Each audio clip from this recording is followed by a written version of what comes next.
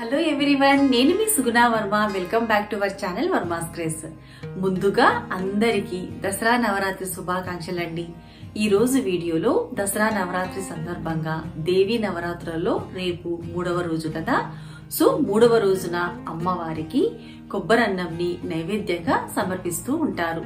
So ముచ్చటగా 3వ రోజున ప్రిపేర్ చేసుకునే ఎంతో కమ్మనైన రుచికరమైన కొబ్బరన్నంని చాలా సింపుల్ గా ఈజీగా ఎలా ప్రిపేర్ చేసుకోవాలో అనేది ఒకసారి వర్మాస్ క్రేజ్ లో చూసేద్దాం. ఈ రోజు వీడియోలో దసరా నవరాత్రి సందర్భంగా రేపు 3వ రోజున ప్రిపేర్ చేసుకునే ఎంతో రుచికరమైన కమ్మనైన ప్రసాదం రెసిపీ కొబ్బరన్నంని ఎలా ప్రిపేర్ చేసుకోవాలో చూపించబోతున్నానండి. అమ్మవారికి ఎంతో ప్రీతికరమైన ఈ కొబ్బరన్నం కోసం ముందుగా ఒక మీడియం సైజ్ ఉండే అరచెక్క కొబ్బరి చిప్పని తీసుకొని కొబ్బరి చిప్పను పగలగొట్టుకుని మీరు కావాలనుకుంటే బ్యాక్ సైడ్ ఉండే బ్రౌన్ పార్ట్ ని తీసేసుకోండి.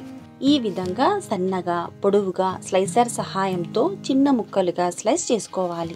నేనిక్కడ బ్రౌన్ పార్ట్ ని ఏమీ తీయటం లేదు. ఇలా స్లైసెస్ గా చేసుకున్న కొబ్బరి ముక్కలని మిక్సీ జార్ లోకి సరిపడా వేసుకొని ఇందులోకి కొద్దిగా నీళ్లను యాడ్ చేసుకొని హై స్పీడ్ లో ఫైన్ స్మూత్ పేస్ట్ లాగా బ్లెండ్ చేసుకోవాలి. ఇలా బ్లెండ్ చేసుకున్న చిక్కటి కొబ్బరి పేస్ట్ ని ఒక ఫిల్టర్ సహాయంతో ఫిల్టర్ చేసుకోండి. ఒక గరిటతో ఇలా గట్టిగా నొక్కేసామంటే ఇందులో ఉండే పాలన్నీ వచ్చేస్తాయి. ఇప్పుడు మరొక్కసారి ఈ కొబ్బరి పేస్ట్ ని బ్లెండర్ లోకి వేసి కొద్దిగా వాటర్ ని యాడ్ చేసుకొని బ్లెండ్ చేసుకొని మరొక్కసారి ఫిల్టర్ చేసుకోవాలి. ఇలా ఫిల్టర్ చేసుకున్న కొబ్బరి పాలను రెడీ చేసుకొని పక్కన పెట్టేసుకోండి.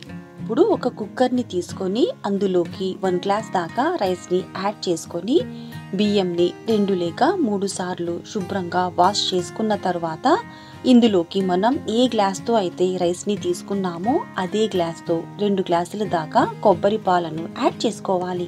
సో కొబ్బరి పాలు మిగులు తగులు ఉంటే ఇలా కొద్దిగా వాటర్ ని యాడ్ చేసుకోవచ్చు. కొబ్బరి పాలను యాడ్ చేసుకున్న తర్వాత ఇందులోకి 2 టీ స్పూన్ దాకా ఉప్పుని యాడ్ చేసి కుక్కర్ మూతను పెట్టేసి హై ఫ్లేమ్ లో 2 విజిల్స్ వచ్చే వరకు రైస్ ని కుక్ చేసుకోవాలి. ఆ తర్వాత స్టవ్ ని ఆఫ్ చేసేసుకొని ప్రెషర్ అంతా పోయిన తర్వాత మూత తీసేసి ఒకసారి చెక్ చేసుకుందాం. ఇక్కడ కోకోనట్ రైస్ పర్ఫెక్ట్ గా పొడి పొడిగా కుక్ అయిపోయిందండి. సో ఇప్పుడు ఈ రైస్ మొత్తం కూడా పొడి పొడిగా చేసుకొని పూర్తిగా చల్లారనివ్వండి.